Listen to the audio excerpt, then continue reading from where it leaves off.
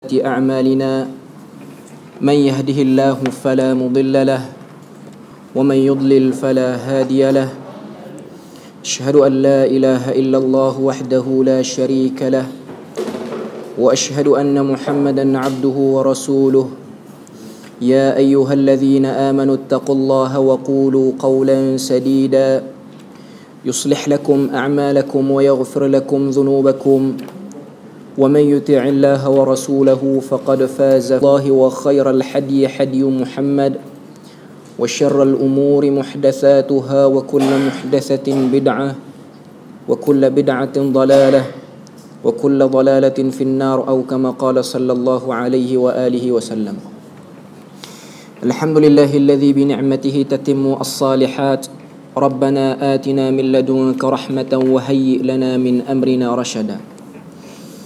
Alhamdulillah, syukur pada Allah Subhanahu wa taala kerana dengan rahmat dan juga limpah kurnianya Allah Taala beri kepada kita kesempatan dan juga masa untuk kita sama-sama berada dalam majlis ilmu ni.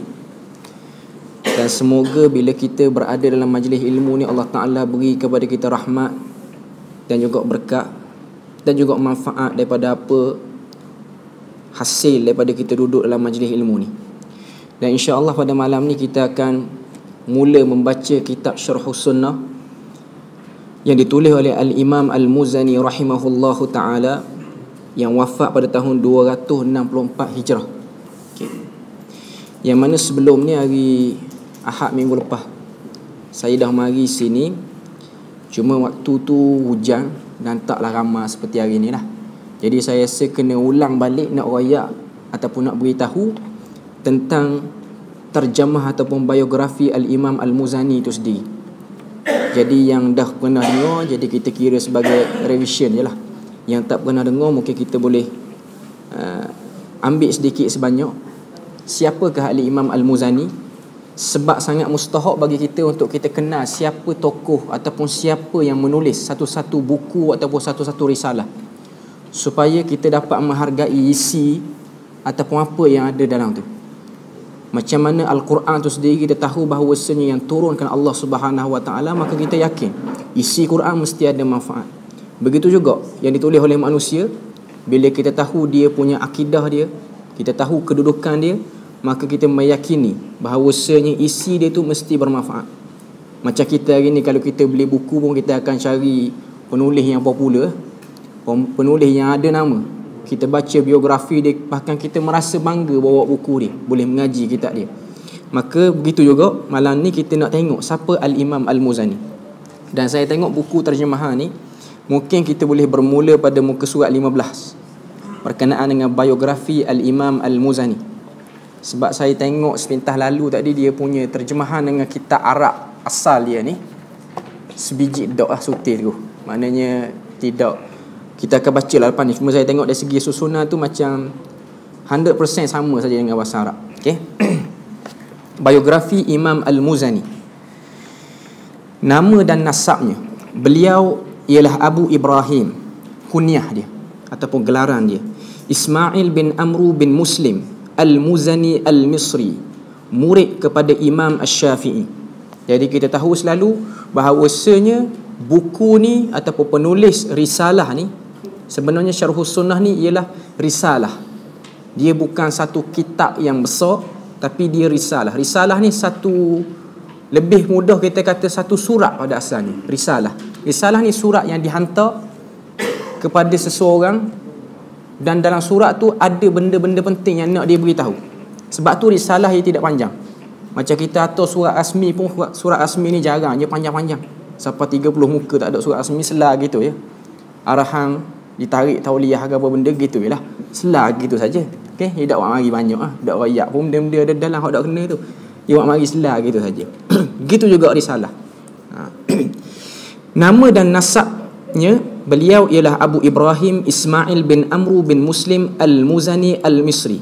Al-Muzani tu ialah nisbah kepada salah satu kabilah yang terkenal. Nama dia kabilah Muzainah. Kabilah Muzainah ni ialah kabilah belah mak dia, belah mak Imam Al-Muzani Al-Misri. Dan Al-Misri tu ialah nisbah kepada negara tempat dia akhir hayat dia mati situ. Dan dia pun memang orang yang menetap situ, iaitu di Mesir. dan murid kepada Imam Syafi'i. Hak ni yang kita perlu tahu, yang perlu kita bold sekali sini, perlu kita ambil perhatian. Dia adalah murid Imam Syafi'i dan dia murid kanan Imam Syafi'i. Bukan murid hak yang nombor 30 dak apa semua, murid hak yang cemerlang sekali dengan Imam Syafi'i. Bahkan Imam Syafi'i sebut Al-Muzani nasiru mazhabi. Muzani inilah pembantu ataupun pembela mazhab.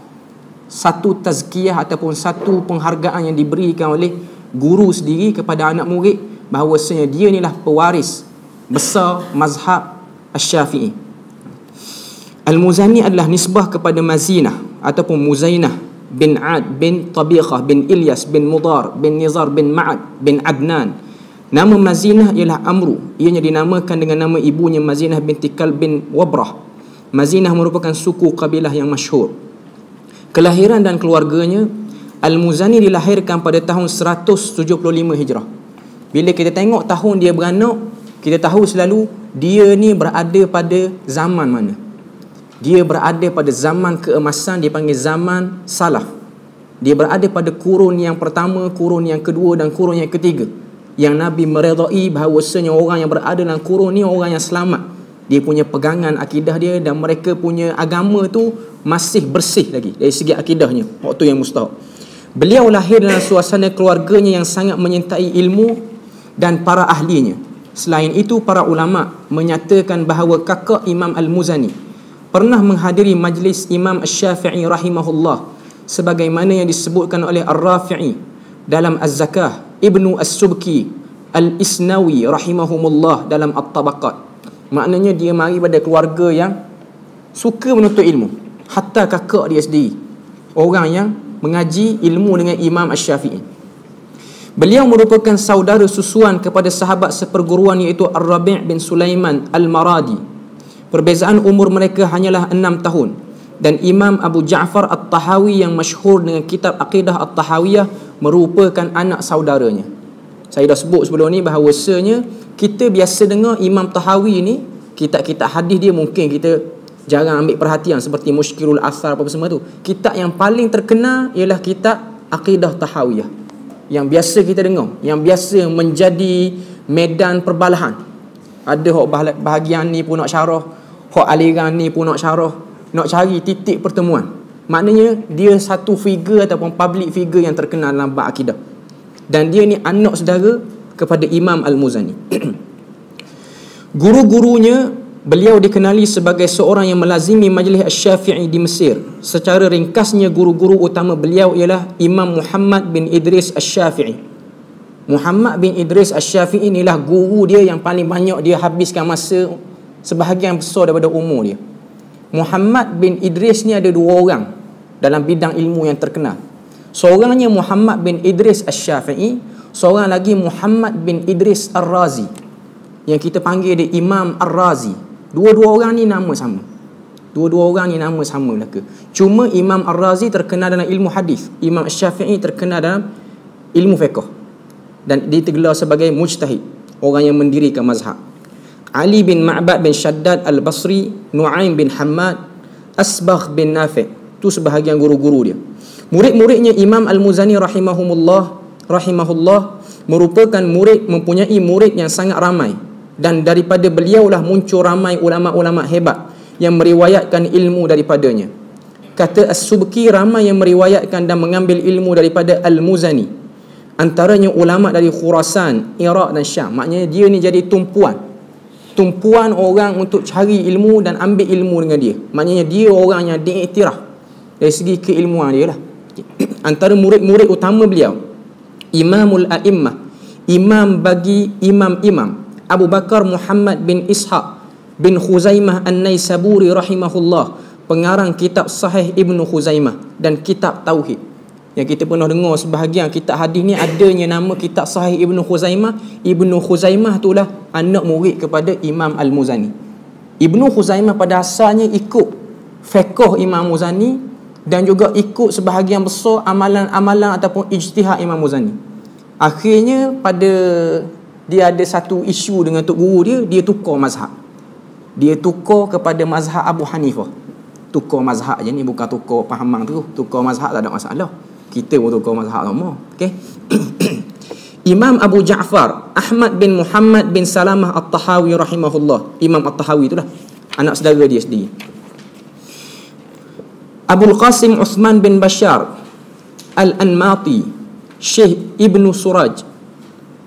Abu Yahya Zakaria bin Yahya As-Saji rahimahullah. Abu Nuaim Abdul Malik bin Muhammad bin Adi Al-Jurjani rahimahullah.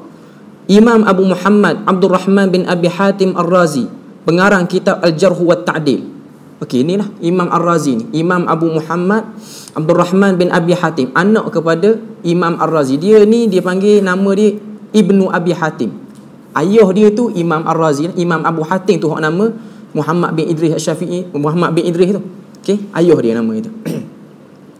Kedudukan dan pujian para ulama terhadap Al-Muzani ni kita ambil ringkas sajalah. Ambil orang yang pertama saja. Kata Imam Asy-Syafi'i rahimahullah, Al-Muzani ialah pembela mazhabku. Hak tu sudah cukup menunjukkan bahawasanya betapa besarnya penghargaan yang diberikan oleh ulama. Hak lain-lain itu kita boleh baca sendirilah, menunjukkan bahawasanya memang dia ni orang yang disegani dalam ilmu. Yang keenam, muka surat 19, memandikan mayat.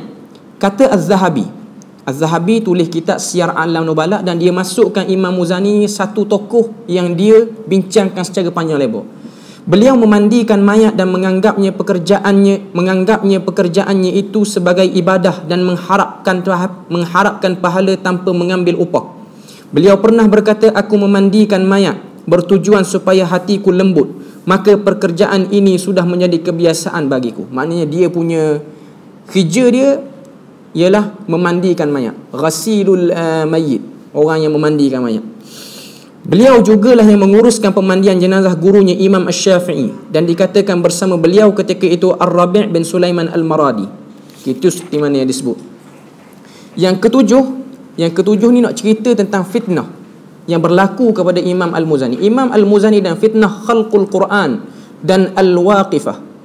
Imam Al-Muzani hidup pada awal kurun ketiga Hijrah, yang menyaksikan umat Islam ketika itu diuji dengan fitnah khalqul Quran. Okay. Maknanya pada masa ni majoriti ulama Ahlus Sunnah seperti Muzani, seperti Imam Ahmad, apa-apa semua ni, majoriti ulama-ulama ni difitnah dengan khalqul Quran. Okay. Faktor utama berlaku fitnah tersebut ialah apabila golongan Mu'tazilah mula menyelusup dan mempengaruhi pendirian khalifah ketika itu ialah Khalifah Al-Ma'mun. Kita boleh baca dia punya biodata Khalifah Al-Ma'mun tu dalam nota kaki yang 22 tu. Al-Ma'mun kita tak cuma boleh baca sendirilah, kita teruskan aja sebab kita nak, kalau boleh kita nak masuk beberapa bab mana ni. Al-Ma'mun bertindak menangkap dan memenjarakan ulama-ulama yang tidak mahu mengatakan Al-Quran itu makhluk. Ramai ulama terfitnah dan dengan fitnah yang dahsyat ini, sehinggakan ramai yang terpaksa mengatakan hal tersebut dalam keadaan terpaksa, kecuali Imam Ahmad bin Hanbal dan Muhammad bin Nuh. Kebanyakan ulama pada masa itu yang berpendirian, ulama ahli sunnah, nak lari daripada seksaan yang akan diterima, mereka buat helak ketika mana ditanya oleh pemerintah. Mu nak kata tak Quran ni makhluk, maka kebanyakan ulama akan guna tauriyah, dia panggil helak, yang nampak macam setuju tapi sebenarnya tak. Dia kata, antara contoh yang disebut oleh ulama, dia kata gini, Quran ni makhluk tak? Dia tunjuk ke khalifah Injil, Taurat, Zabur, Quran, ni semua makhluk dah ke? Dia gerak kat tangan, ni semua makhluk dah ke? Nampak macam beres lah, boleh lah, tahu liah. Mana katanya gitu, boleh ngajar dengan selamat, mana katanya gitu. Sebenarnya tu dia panggil kaedah tauriyah. Dia kata Injil, Zabur, Taurat, Quran, ni semua makhluk. Dia tak kata kitab tu makhluk, jari dia ni makhluk, sebab dia tunjuk gitu, ni semua ni makhluk dah ke? Dia buat isyarat gitu, dia panggil tauriyah. Ada yang nak mengelak, orang yang takut. Tapi Imam Ahmad dah, Imam Ahmad memang tegas dalam bab ni. Imam Ahmad mengatakan bahawasanya Al-Quran itu bukan makhluk, bahkan dia telah menerima, orang kata benda, seksaan yang sangat teruk. Dia telah dipukul di hadapan rakyat jelata di tengah kota Baghdad. Yang jadi mufti pada masa itu, yang jadi mufti diraja ataupun mufti kerajaan pada masa itu, nama dia Imam Ahmad bin Abi Duai. Ya, Imam Ahmad juga nama. Cuma nama ni kita tak kenal. Kita bahkan mungkin malam ni baru tahu. Hak ni rupanya hak yang pada masa hak yang ada buat ke kawan ni. Sehingga dia keluarkan arahan kepada raja, bunuh dia. Uqtuluhu ya khalifah. Bunuh dia wahai khalifah. Waddamu alaina, dan darah dia kami semua yang tanggung. Bunuh dia. Sehingga Imam Ahmad dibawa atas keledai dan disebab. Dan pada masa tu golongan-golongan mufti-mufti yang duduk bersama dengan khalifah pada masa tu, semuanya akad yubuh mereka. Semuanya macam suka terhadap perbuatan tu. Dan Imam Ahmad memang kena teruk dengan sebab tu. Sehingga antara sebab wafatnya Imam Ahmad adalah dengan sebab pukulan yang dia kena tu. Dan kalau kita tengok, selepas berlalunya zaman yang terlalu lama, Imam Ahmad wafat lebih kurang tahun 241. Imam Ahmad wafat. Dan kita hari ni berada dalam 1400 tahun lebih. Maknanya kita senggang dengan dia mungkin lebih kurang 500-600 tahun. Dan pada masa tu, orang yang dibenci ialah Ahmad bin Hanbal. Dan orang yang diangkat sebagai orang yang popular pada masa tu ialah Ahmad bin Abi Duai. Tapi hari ni, orang yang diangkat duduk bawah, orang yang duduk bawah diangkat nama dia sampai hari ni. Kena teruk masa hidup. Tapi Allah Ta'ala ceritakan, Allah Ta'ala jadikan nama dia ni harum. Bahkan kita berbangga kalau kita boleh baca ataupun kita boleh belajar ataupun kita jumpa nama-nama Imam Ahmad, kita sebut perkataan-perkataan dia. Imam Ahmad bin Hanbal, yang mana lelaki tu telah dipukul di depan khalayak ramai. Pada masa tu tak ada orang nak cara ke dia pun. Ni orang panggil liku-liku ataupun duri-duri yang akan kita jumpa dalam dakwah, yang mana kita akan diuji sampai tahap tu. Dan selepas daripada tu, jika sekiranya kita berjaya, maka Allah Ta'ala akan ganti nama tu. Padahal zaman tu bukan ada internet apa semua pun untuk mempopularkan Imam Ahmad. Tapi Allah Ta'ala jadikan hari ni orang kenal Imam Ahmad. Nama dia hebat, kitab dia Musnad Imam Ahmad, yang ada dalam tu hadis lebih kurang 20,000. Orang ikut sebahagian besar pendapat-pendapat dia, menjadikan dia orang yang ada nilai dalam sejarah hari ni. Dan Imam Ahmad bin Abi Duai itu tak suhu, walaupun zaman dia masyhur. Ni bagaimana Allah Ta'ala menjadikan manusia tu. Sebab tu dalam Quran Allah Ta'ala sebut khafidatur rafi'ah. Ada hari Allah Ta'ala rendahkan orang yang tinggi dan tinggikan orang yang rendah, dengan syarat dia betul-betul memperjuangkan agama dan betul dalam akidah. Imam Ahmad ditangkap dan dipukul sehingga beliau pengsan. Beliau ditahan dalam penjara dan dilarang daripada mengajar. Fitnah ini berlangsung terus menerus sehinggalah tibanya zaman pemerintahan Al-Mutawakkil. Bila habis saja, wafat saja Al-Ma'mun, maka naik Mutawakkil. Beliau membebaskan ulama-ulama as-sunnah dan menghina ahli-ahli bid'ah. Ketika fitnah yang dahsyat itu bergelora, ramai ulama mengambil pendirian mengasingkan diri. Namun begitu khalifah ketika itu tetap bertindak menghantar wakil-wakil mereka bagi menguji setiap ulama di setiap wilayah. Imam Al-Muzani pernah menyaksikan sendiri bagaimana sahabatnya Al-Buaiti. Al-Buaiti ni juga antara murid kanan Imam Syafi'i juga. Sebab tu kalau kita tengok kitab mazhab Syafi'i, antara dua orang yang ambil tanggungjawab untuk ikhtisar, untuk ringkaskan pendapat Imam Syafi'i ini, dua orang. Seorangnya ialah Imam Al-Muzani, seorang lagi Imam Buaiti. Dia ada kitab Mukhtasar Al-Muzani dan dia ada kitab Mukhtasar Al-Buaiti. Dua-dua orang ni murid yang terkenal, murid yang banyak menadah dengan Imam Syafi'i. Sahabatnya Imam Al-Buaiti telah ditangkap dan diseksa disebabkan fitnah tersebut. Muka surat 22, Imam Al-Anmati menyebutkan bahawasanya Al-Muzani pernah didatangi oleh ketua-ketua Jahmiyah di Mesir untuk menguji berkenaan akidahnya. Namun Al-Muzani bertindak tidak menjawab pertanyaan mereka dan dia membiarkan anak-anak muridnya yang menjawab. Imam Al-Muzani merasakan tindakan menjauhi fitnah itu lebih baik. Beliau mengambil pendirian menjauhi pemerintah-pemerintah dan wakil-wakil mereka agar akidahnya tidak terfitnah. Pendirian Imam Al-Muzani ini menyebabkan beberapa golongan dari kalangan penuntut ilmu dan as-sunnah mulai menuduh bahawa beliau sebagai seorang yang berpendirian dengan Al-Waqifah.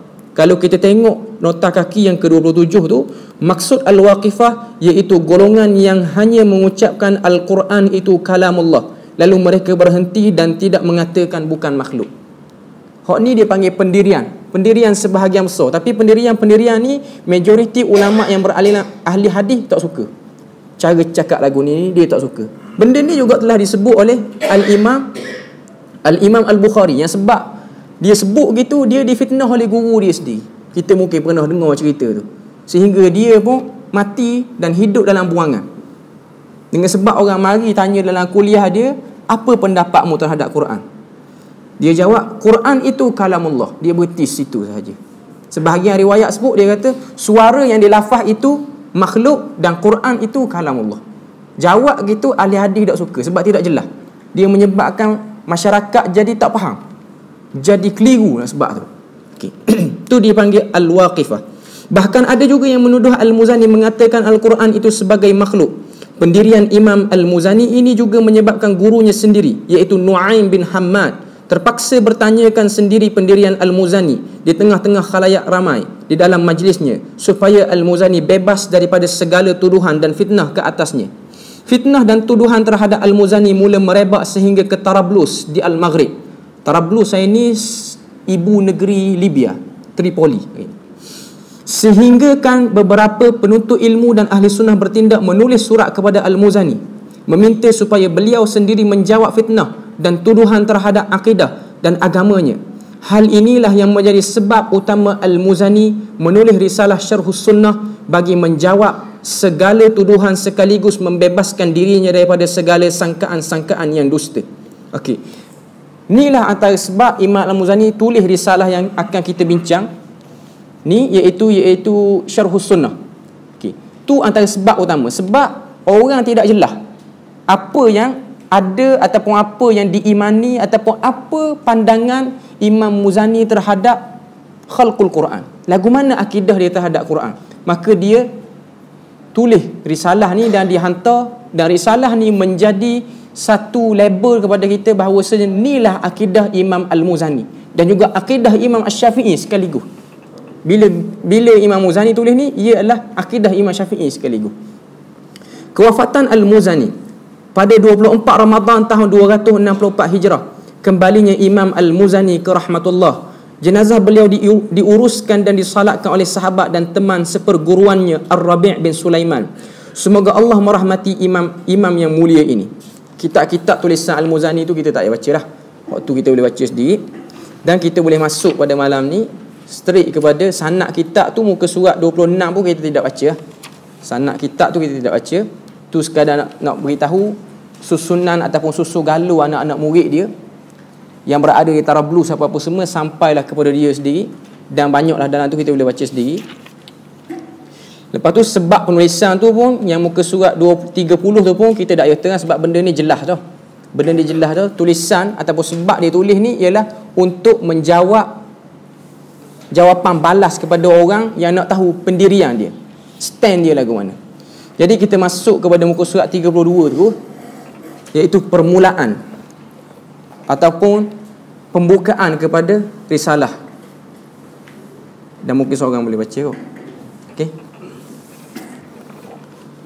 Qala al-musannif rahimahullah ta'ala wa nafa'ana bi 'ilmihi fid darain amin ya rabbal alamin. Bismillahirrahmanirrahim. أكرمنا الله وإياكم بالتقوى ووفقنا وإياكم بموافقة الهدى أما بعد. Okay. أكرمنا الله وإياكم بالتقوى ووفقنا وإياكم لموافقة الهدى أما بعد. Kalau kita tengok Al-Imam Al-Muzani, dia mulai penulisan risalah ni dengan bismillah. Bismillahirrahmanirrahim. Iqtidaan li kitabillah. Ni adalah adab para ulama. Dan adab kepada kita juga untuk kita menulis ataupun memulakan apa-apa pekerjaan, kita mulakan dengan bismillah. Kullu amrin zibalin la yubda'u fihi bismillah fahuwa aqta. Wa fi riwayah fahuwa abtar. Wa fi riwayah fahuwa ajzam. Walaupun hadis ni menjadi khilaf di kalangan ulama, ada yang kata sahih, bahkan ada yang kata hadis ni dhaif. Tapi walau macam mana pun pengamalan dia tu diamalkan. Setiap amalan, kullu amrin zibalin la yubda'u fihi bismillahi fahuwa aqta. Amalan-amalan yang zibalin, Nabi sebut zibalin ni maksudnya yang ada nilai. La yubda'u fihi bismillah, yang tidak dimulakan dengan lafaz bismillah, maka amalan tu fahuwa aqta, dia jadi terputus dan kurang rahmat dan berkat dia. Ataupun riwayat sebut fahuwa ajzam. Ajzam ni maksud dia kudung ataupun cacat. fahuwa abtar. Abtar ni pun maksud dia terputus dan tergantung. Semua riwayat tu menjelaskan makna yang sama, iaitu mana-mana pekerjaan. Bukan nak tulis kitab saja, apa-apa pekerjaan sekalipun yang ada nilai, maka kita buat dengan memulakan lafaz bismillahirrahmanirrahim. Dan kalau kita perhatikan Imam Al-Muzani, dia mulai risalah dia ni tidak seperti mana kebiasaan para ulama lain. Para ulama lain dia akan mulai penulisan kitab dia ni ataupun risalah dia dengan khutbatul hajah ataupun khutbah biasa, khutbatul adiyah. Yang sirah dia ataupun dia punya lafaz dia lebih kurang alhamdulillah ataupun innal hamdalillah. Biasanya gitu. Biasanya dimulai dengan cara tu. Dimulai dengan kaedah tu, sebab khutbatul hajah ni benda yang Nabi tak pernah tinggal. Kalau Nabi nak mengajar apa-apa semua, kalau Nabi nak cakap apa-apa semua, maka Nabi akan mulai dengan khutbatul hajah. Khutbatul hajah ni ada satu kitab khusus yang ditulis oleh Al-Imam Al-Albani rahimahullah yang menceritakan tentang riwayat-riwayat khutbatul hajah. 9 orang sahabat yang meriwayatkan hadis berkenaan dengan khutbatul hajah. Khutbatul hajah ni apa benda? Innal hamdalillah nahmaduhu wa nasta'inuhu wa nastaghfiruhu wa na'udzu billahi min syururi anfusina wa sayyiati a'malina man yahdihillahu fala mudilla lahu wa man yudlil fala hadiya lahu asyhadu an la ilaha illallah wa asyhadu anna muhammadar rasulullah. Lepas tu dibaca ya ayyuhallazina amanu taqullaha, apa semua tu lah. Lepas tu kullu bid'atin, benda gitu tu semua tu dia panggil dalam khutbatul hajah. Riwayat ni riwayat Imam An-Nasa'i dalam kitab Salat Al-Idain, salat 2 hari raya. Benda ni amalan Nabi. Nabi biasa. Bahkan sebahagian ulama kata baca saja, duduk saja tiba-tiba sebut khutbatul hajah pun ada saham pahala dia. Cuma malangnya bila kita mulai khutbah ni dengan lafaz ni, ada sebahagian orang dia jadi kayu ukur. Ustaz ni geng ni sebab ada bid'ah dalam tu, jadi kita turun belaka bahan roti canai. Tak payah dengar kuliah dia. Memang betul-betul doktor dia. Dia jadikan ukuran benda tu. Sebenarnya benda ni amalan Nabi. Tengok lagu mana jauhnya masyarakat kita daripada ilmu. Padahal yang meriwayatkan hadis ni bukan 1-2 orang sahabat, 9 sahabat. Imam Al-Albani wa mari pula sebahagian tabi'in pun riwayat hadis ni menjadi amalan Nabi. Bahkan riwayat sebut Nabi tak pernah tinggal dalam semua ucapan Nabi. Menjadi satu sunnah bagi orang yang nak menyampaikan agama ataupun nak berkhutbah apa semua, baca dengan lafaz dan sirah ni. Sebab sirah ni lah yang Nabi sebut. Cuma sebahagian ulama seperti Imam Muzani ni sendiri, dia tidak baca, dia tidak tulis. Dia tidak tulis khutbatul hajah ni. Dia start dengan asamanallahu wa iyyakum bittaqwa wa waffaqana wa iyyakum limuwafaqatil huda. Yang bermaksud bawah tu, semoga Allah menjaga kami dan kamu semua dengan takwa dan memberi taufik kepada kami dan kamu semua untuk sentiasa menepati petunjuk. Okay. Dia start dengan ulama sebut doa sini. Asamanallah tu maksud dia doa. Sebahagian ulama kata bila dimulai satu-satu risalah ataupun kitab dengan doa yang berbentuk lafaz gini, isyarat kepada kita bahawasanya ulama tu sedang berada dalam keadaan difitnah. Sebab dia guna perkataan asamana. Asamana ni maksud dia tolong jaga kami, selamatkan kami daripada fitnah ni. Isyarat kepada kedudukan ataupun masyarakat pada masa tu sedang berada dalam fitnah. Asamanallahu wa iyyakum. Dan style penulisan gini tak start dengan bismillah ni, bukan Imam Muzani saja yang guna kaedah ni. Sebab Imam Muzani tak guna sebelum ada tu, sebab Imam Muzani tak tulis dengan alhamdulillah, hamdalah apa-apa segala ni. Tujuan dia sebab risalah ni ialah satu risalah yang ringkas. Tujuan Imam Muzani tak tulis untuk meringkaskan. Antara orang lain yang guna kaedah ni juga ialah Imam Al-Bukhari rahimahullah. Bila dia tulis Sahih Bukhari, dia start dengan bismillah, terus masuk hadis yang pertama, Kitabul Badi'il Wahyi. Sebab kita tahu bahawasanya kitab Sahih Bukhari ni dia ditulis dalam bentuk ringkasan. As-Sahih, Al-Musnad, Al-Mukhtasar min umuri Rasulillah. Tu nama betul kitab Sahih Bukhari. As-Sahih, Al-Mukhtasar, Al-Musnad min umuri Rasulillah. Kitab ni lah kitab yang sahih, hadis dalam dia semua sahih. Al-Mukhtasar yang disebut dengan jalan ringkas. Al-Musnad yang hadis dia semuanya taraf, ada sanad sampai ke Nabi belaka. Min umur Rasulullah, daripada urusan-urusan Nabi dan juga hari-hari Nabi. Tu cara ulama, teknik ulama menulis kitab. Selain daripada tu Imam Ahmad juga guna kaedah ni. Selain daripada tu Abdul Razzaq yang terkenal dengan kitab di Musannaf Ibnu Abi Syaibah juga guna kaedah ni. Dan dia panggil kaedah ni kaedah ikhtisar, iaitu ringkasan. Asamanallahu wa iyyakum bittaqwa, ni doa Al-Muzani kepada orang yang minta dia ni tulis surat supaya orang tu tak termakan fitnah, dan dia juga selamat daripada fitnah yang telah dituduh dia terhadap tu. Okay. Asamanallahu wa iyyakum bittaqwa, semoga Allah menjaga kami dan kamu semua dengan takwa. Ni juga satu benda yang perlu kita ambil perhatian. Dia minta Allah Ta'ala jaga kita ni dengan dilempahkan kepada kita ni takwa. Sebab tu Nabi pernah ajar kepada kita satu doa, Allahumma inna nas'alukal huda wat tuqa wal afafa wal ghina. Nabi minta 4 benda utama. As'alukal huda wat tuqa wal afafa wal ghina. Aku bermohon kepadamu ya Allah al-huda, hidayah. Huda ni jamak, banyak hidayah. Sebab hidayah ni bukan satu jenis. Hidayah ni macam-macam jenis. Kalau kita buka perbahasan ulama, hidayah macam-macam jenis. Pecahan yang paling ringkas 2 jenis hidayah. Iaitu hidayah yang pertama dia panggil ira'atut tariq, hidayah ditunjukkan jalan yang benar. Dalam Quran kita nak cang ayat-ayat yang menunjukkan hidayah jenis ira'atut tariq ni lagu mana? Bila mari saja perkataan hidayah, selepas daripada tu huruf jar. Yahdi ila siratil azizil hamid. Dalam surah Ibrahim, Yahdi selepas daripada perkataan hidayah ni ila tu kata hubung. Dalam ayat ni Allah Ta'ala nak kata kami akan beri kamu ni hidayah yang bentuk jalan tu dibuka di depanmu. Mu nampak jalan tu, tapi belum pasti lagi mu ikut jalan tu, baru nampak baru. Hidayah yang kedua pula, hidayah dipanggil isalun ila ma yatlub. Hidayah yang menyebabkan kita sampai terhadap apa yang kita perlukan, terhadap apa yang kita nak. Lagu mana nak cang dalam Quran? Biasanya selepas daripada perkataan hidayah ni, dia mari maf'ulun bihi. Orang ngaji bahasa Arab automatik dia akan faham dulu. Contoh mudah, ihdinas siratal mustaqim. Ihdina, na tu maf'ulun bihi, tunjukilah kami jalan yang lurus. Ni dia panggil hidayah isalun ila ma yatlub, sampai kepada apa yang kita nak. Bila ada hidayah baru mari takwa.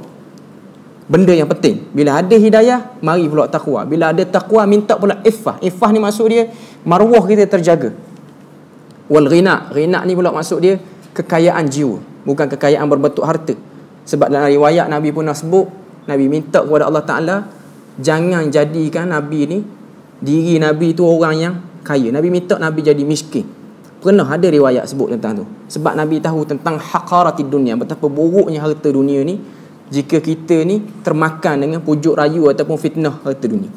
Asamanallahu wa iyyakum bittaqwa wa waffaqana wa iyyakum limuwafaqatil huda, dan memberi taufik kepada kami dan kamu semua untuk sentiasa menepati petunjuk. 2 benda yang Imam Muzani minta supaya takwa, dan takwa tu menyebabkan kita muwafaqatil huda, ikut hidayah. Takwa ini ikut hidayah. Sebenarnya tidak ada berlawanan ataupun pertembungan. Walaupun kita tengok Imam Muzani sebut takwa dulu, lepas tu baru sebut hidayah. Sebenarnya ayat dia tu dia nak royak hidayah dulu baru takwa. Dia panggil takdim, takhirut takdim, mendahulukan benda yang sepatutnya akhir. Tu kaedah lah orang ngaji bahasa Arab, dia nampak benda ni. Dan memberikan taufik kepada kami dan kamu semua untuk sentiasa menepati petunjuk. Sebab tu dalam hadis yang dhaif, doa yang Nabi ajar kepada kita ni, Allahumma arinal haqqa haqqan warzuqna ittiba'ah wa arinal batila batilan warzuqna ijtinabah. Doa ni biasa tu imam akan baca dah. Kita pun kalau kita reti kita akan baca. Doa yang sangat ringkas tapi sangat komplit dalam tu. Kita minta Allahumma arinal haqqa haqqan warzuqna ittiba'ah. Ya Allah, tunjukkan kepada kami kebenaran demi kebenaran. Warzuqna ittiba'ah. Tunjuk tu tunjuk, dan rezekikan juga pada kami untuk ikut kebenaran tu. Kadang-kadang kita kebenaran ada depan mata, kita nampak kebenaran, cuma hak nak ikut tu kita berat. Sebab ikut dan tidak ikut ni rezeki daripada Allah Ta'ala. Sebab tu Allah Ta'ala, Nabi ajar pada kita, warzuqna tiba'ah. Sebab ikut hidayah ni rezeki juga.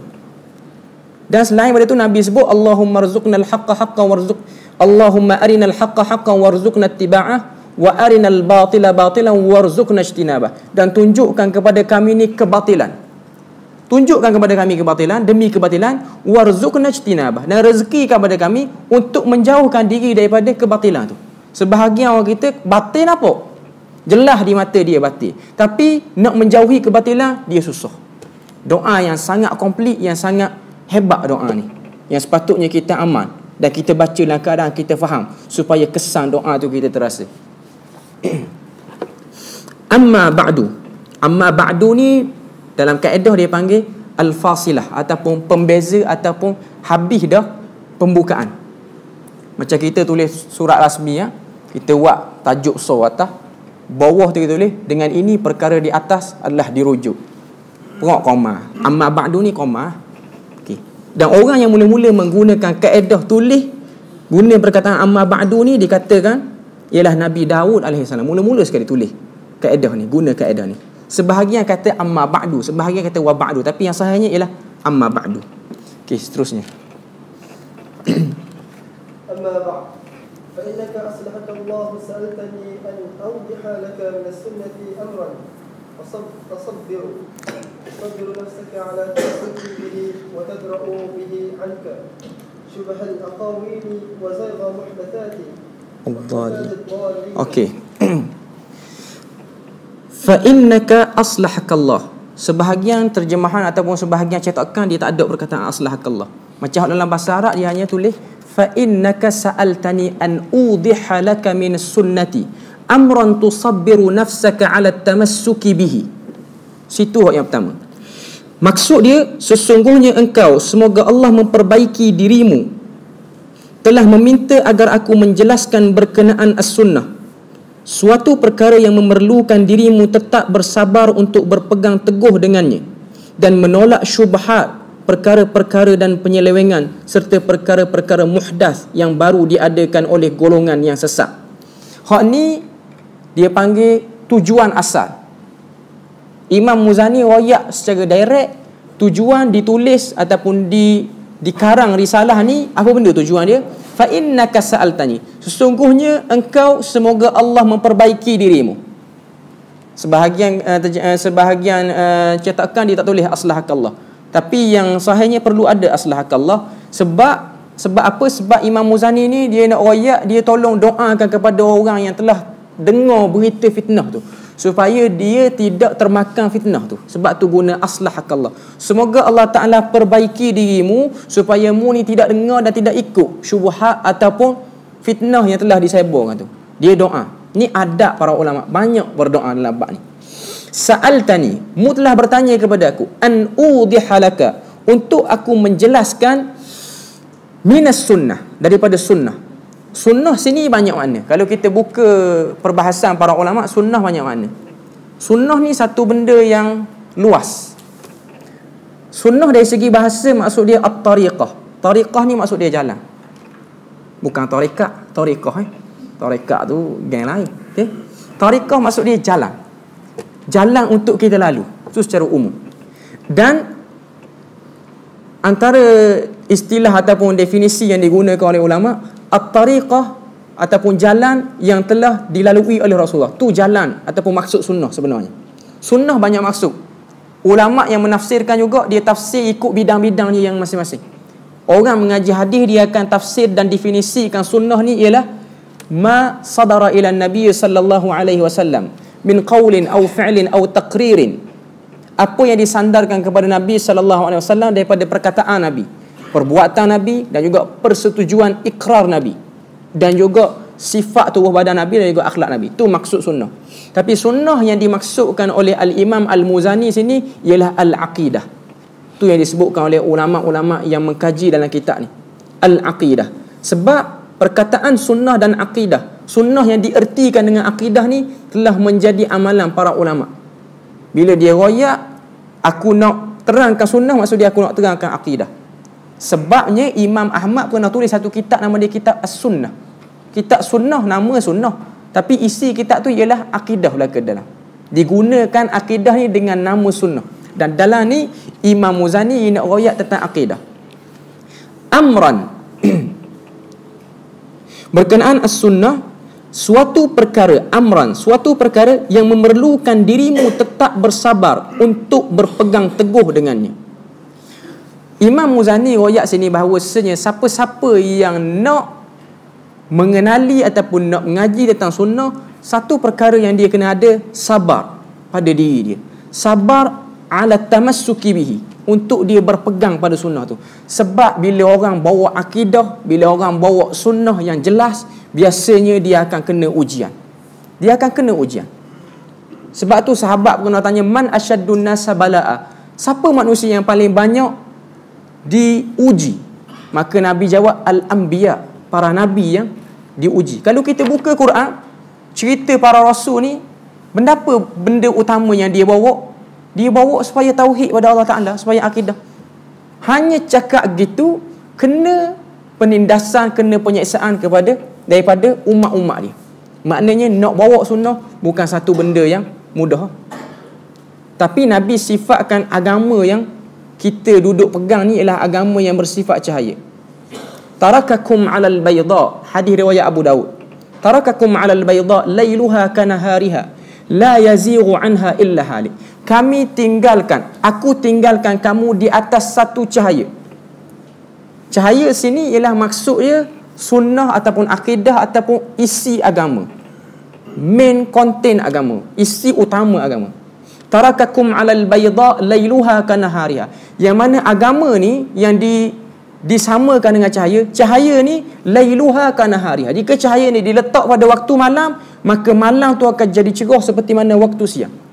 Nabi sifatkan orang yang bawa faham sunnah, orang yang nak berakidah dengan akidah yang betul ni, dia dapat cahaya yang terang dan jelas. Sebab Quran dia menjelaskan semua syubuhat. Kita akan bahas lepas ni tentang syubuhat. Dan Nabi sebut di akhir hadis tu, la yazighu anha illa halik, tidak akan tergelincir orang yang lari daripada cahaya ni, melainkan perangai dia sendiri jenis nak lari pada cahaya. Kalau dia nak ikut, dia mesti boleh stay atas jalan, dia mesti selamat. Nabi dah beri jaminan. Dan bila Nabi umpamakan akidah ataupun agama dengan cahaya, cahaya ni benda yang jelas, benda yang bila kita nampak, kita terang nak tengok benda-benda lain. Tu fungsi cahaya. Kita pasang lampu untuk kita nampak benda tu. Dah lampu ada dah, sepatutnya lampu tu berguna pada kita. Tapi tiba-tiba kita tak jelas dalam bab agama, maknanya kita tak dapat lagi lampu tu, tak dapat lagi orang yang kata cahaya tu. Okey. Wa tadra'u bihi 'anka syubahal aqawil dan menolak syubhat perkataan-perkataan dan penyelewengan serta perkara-perkara muhdas. Syubahal aqawil, penyelewengan serta perkara-perkara muhdas yang baru diada-adakan oleh golongan yang sesat. Wa tadra'u bihi 'anka syubahal aqawil, menolak syubhat perkataan-perkataan dan penyelewengan, perkataan-perkataan, syubhat perkataan. Syubahal aqawil ni dalam bahasa Arab, syubhah ni ialah jamak daripada perkataan syubuhat. Syubhah ni banyak benda yang tidak. Syubhat ni maksud dia benda umurun multabisah, perkara yang menyebabkan kita jadi tak jelas, perkara-perkara yang menyebabkan kita jadi tidak nampak, menyebabkan kita tertukar yang mana ori, yang mana palsu. Tu dia panggil syubah. Dan hari ni orang yang bawa agama banyak jenis. Dia bercakap atas nama agama, hok ni pun mari bercakap atas nama agama, hok ni pun mari bercakap atas nama agama. Macam zaman Imam Muzani, Mu'tazilah pun guna dalil Quran, Qadariyah pun guna dalil Quran. Semua guna dalil Quran. Semua nampak macam sama. Macam sama kita, puak nu mari guna dalil Quran. Hok ni kata boleh buat lagu ni, guna dalil Quran juga. Hok ni kata mimpi ni betul, guna dalil Quran. Semua guna dalil Quran mereka. Kita pun guna dalil Quran juga. Tapi nak kenal hok mana sih? Ni dia panggil umurun multabisah. Dan umurun multabisah ni kerja siapa? Kerja syaitan. Syaitan yang menyebabkan kita tak jelas terhadap benda ni. Dan cara untuk jelas, kita kena balik kepada Quran belaka, kena balik kepada sunnah. Syubahal aqawil, dan disifatkan perkara syubhah ni sebagai aqawil. Aqawil ni apa benda? Taqawul, benda yang orang duk cakap. Macam sebahagian kita jangan pergi sesat, kawan tu pun tak pergi. Kawan tu pun duduk rumah dan percaya dia memang sesat. Sehingga beberapa puluh tahun Allah Ta'ala beri hidayah, akhirnya gilah dengar, tengok dengan mata. Dok sesat pun sama je. Dengar hak mana-mana disebut. Sebab dia dengar buah orang dulu. Syubahal aqawi. Macam tempat saya hari ni, kita ngaji. Orang dok royak dulu cerita, jangan pergi semayang situ. Jangan atar anak situ. Tak betul. Sekapung percaya. Tak ada seorang pun mari semayang. 4 tahun kita tunggu. Kita duk tunggu 4 tahun. Tahun yang ke-4 dulu. 4 tahun kita tunggu. Hak yang duk kata-kata tu, hak yang dengar tu tak pernah mari rujuk dan memperjelaskan benda ni. Kita duk tunggu dan dia percaya. Dan cerita tu tersebar demi tersebar.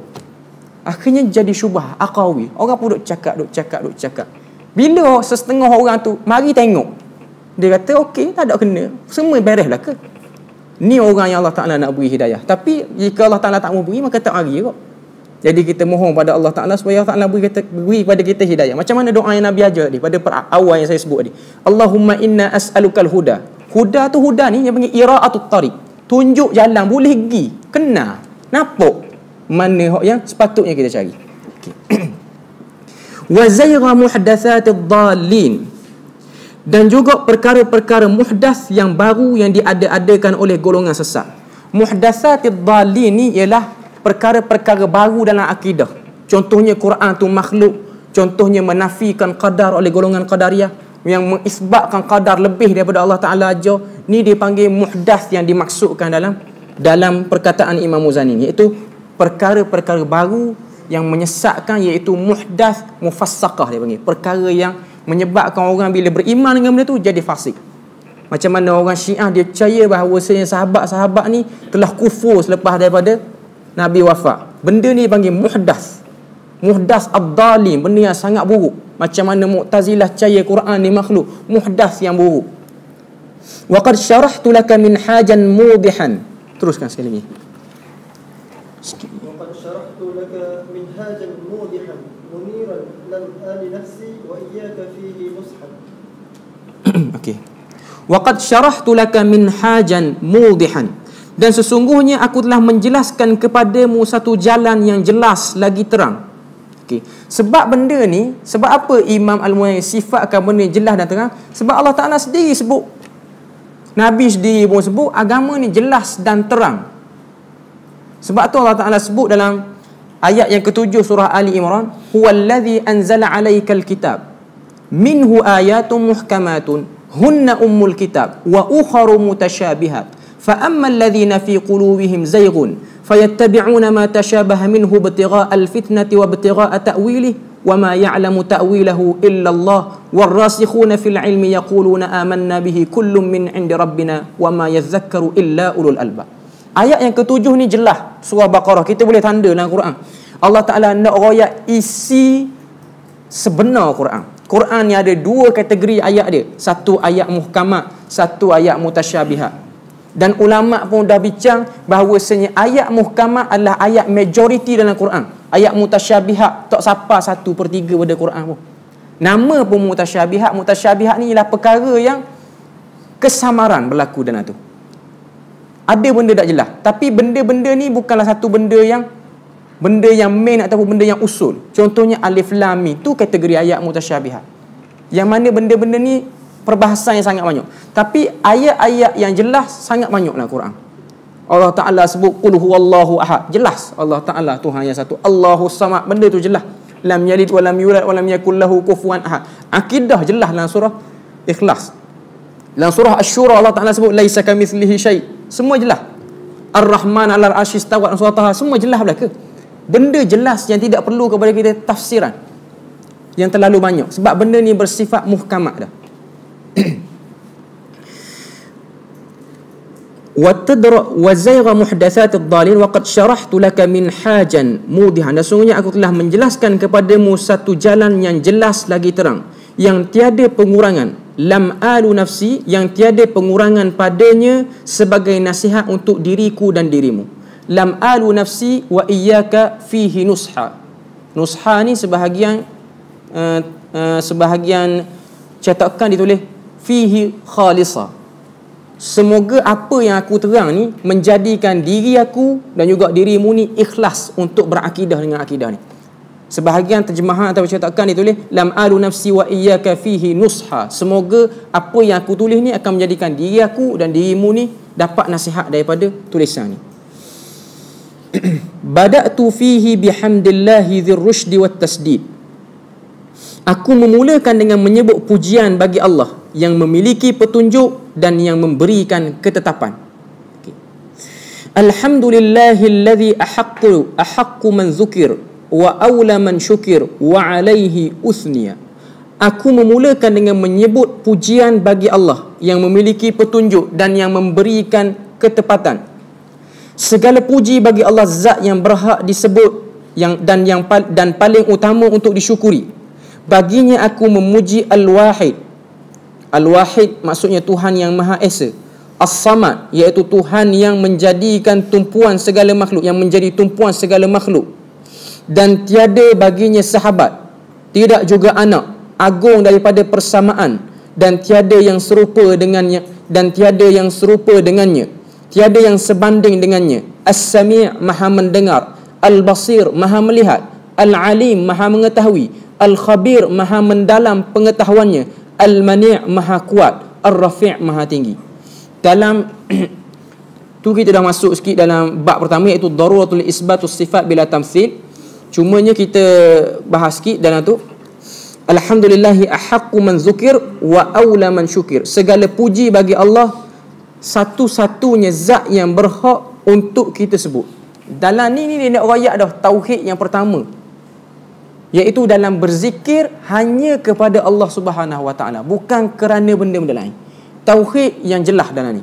Alhamdulillahi ahaqqu man dzukir. Dan kita kena tahu, bila cakap bab tauhid ni, kita kena sedar bahawasanya tauhid sentiasa akan diancam dengan yang namanya syirik. Hak tu kita kena simpan lapal otak itu. Sebab tu Quran dia punya isi utama dia. Kalau orang mengaji tafsir, dia sebut dakwah ataupun tanwirud dakwah. Isi-isi utama Quran ni dia tak akan lari pada tiga, iaitu tauhid, risalah dan juga akhirat. Ni tiga benda utama. Dan ketiga-tiga benda ni ada ancaman belaka.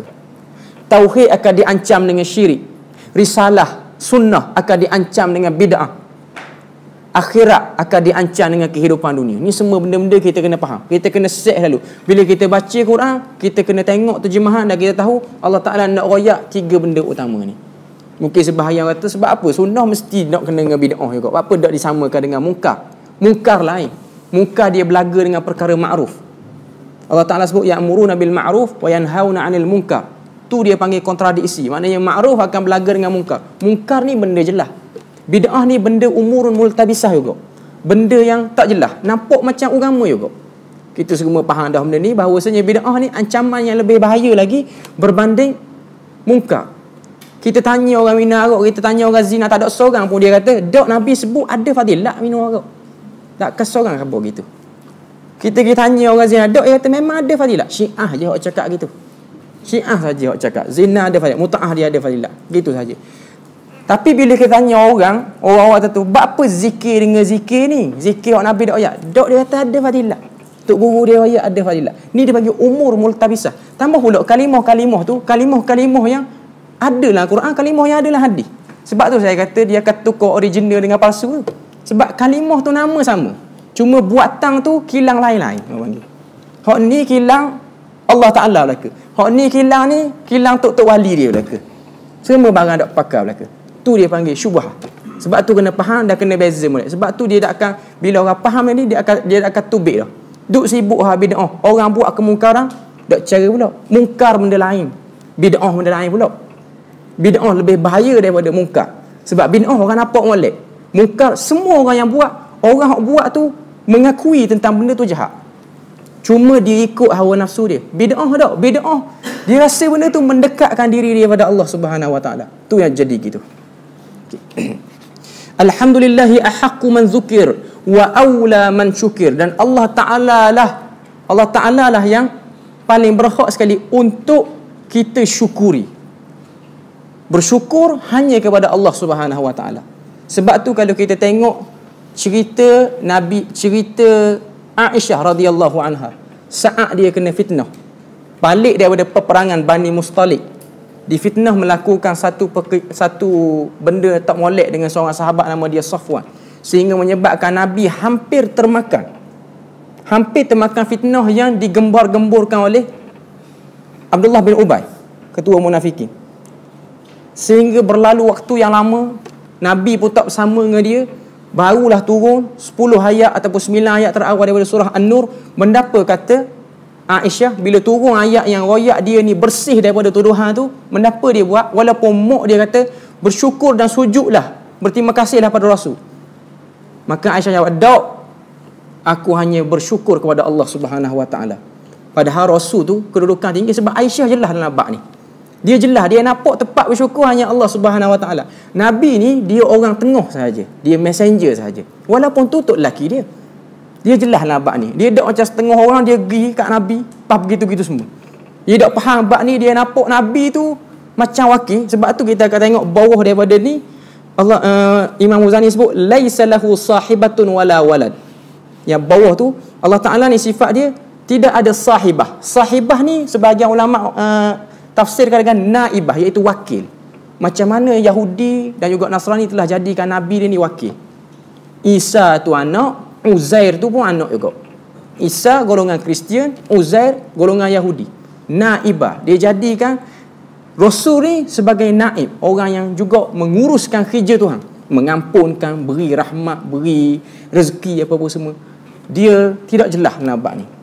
Sebab tu benda ni kita akan tengok dengan lebih jelas dan lebih panjang lagi dalam mungkin yang akan datang. Saya rasa memang saya nak berhenti situ saja.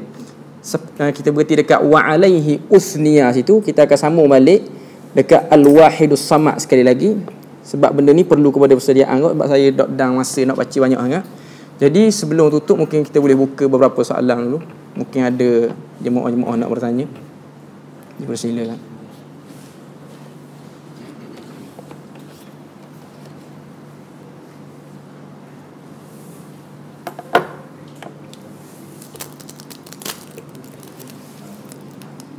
Tak ada soalan semua jelas belaka akidah. Okey, mungkin sebab dah nampak lagi, baru-baru ni dah nampak lagi, sampai tengah lagi dia akan ada problem-problem sikit untuk memahami. Jadi kalau tak ada soalan pun okey kot, maknanya derah sikit kita boleh berhenti kan. Sebab saya pun kena balik ke mama juga, kita pun ada kerja juga esok. Jadi saya tutup terus majlis kita untuk kali yang pertama ni.